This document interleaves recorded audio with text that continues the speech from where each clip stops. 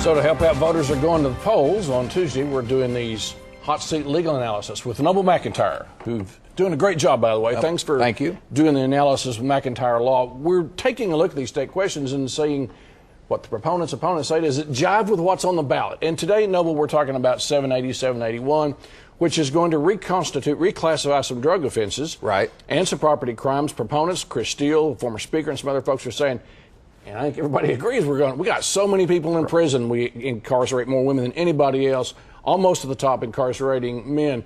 Higher per capita percentage of African Americans. The prisons are overcrowded. Everybody agrees there's the problem, but will 780, 781 solve the problem? Well, you're right. We do have a tremendous problem here in Oklahoma. Oklahoma has the second highest prison population per capita of any state in the nation. I mean, think about that for a moment. The second highest. And many of those are simple drug possessions. And when I say simple, I mean nonviolent offenses that are currently classified as a felony.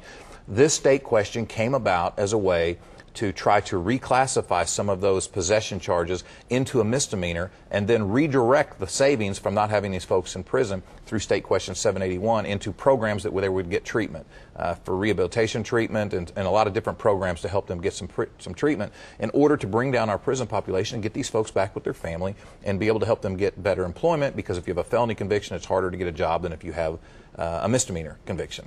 All right, so proponents are saying, and they say correctly, it costs a lot more money to put somebody in the penitentiary than it does to do rehabilitation.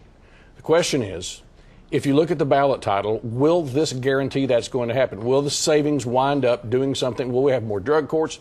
Will it do what proponents say it's going to do? Well, I think, I think it is going to do what they say. I don't think it's very tight in how it's going to happen and how this money is distributed, because some of this money, according to the state question, can go to some private entities, and a lot of folks aren't really comfortable with that. And then how you divide it out amongst the counties is also not really clear cut yet. And so I think it's one of those things you're going to have to see as it comes. All right, now, opponents, the district attorneys, a lot of law enforcement people around the state, FOP, cops, sheriff's law are just saying, look, you take away, you make all of these a misdemeanor, we can never threaten them with a felony, and it takes the threat of prison time to force people into treatment or to these drug courts. Are they right? Well, I think they are right. First of all, if this passes, it's probably going to make Oklahoma one of the most liberal states in the country as far as drug possession goes. It's going to reclassify not just marijuana, which is becoming legal in several states across the country, but also things like PCP, heroin, cocaine, LSD. Things like that are now going to be a misdemeanor instead of a felony.